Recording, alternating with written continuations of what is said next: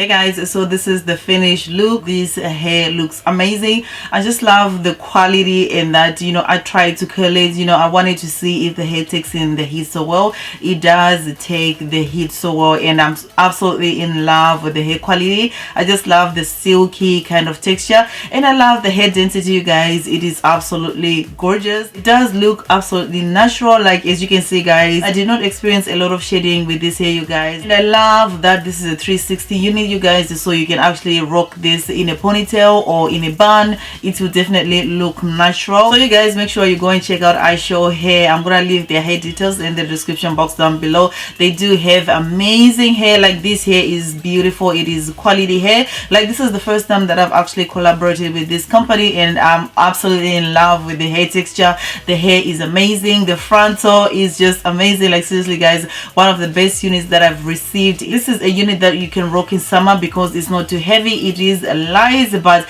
it looks natural. Like, seriously guys, I can see myself wearing this throughout the whole summer. This hair is effortless. Before I conclude this video, you guys, I'd like to say a huge thank you to you all guys who have subscribed on my channel.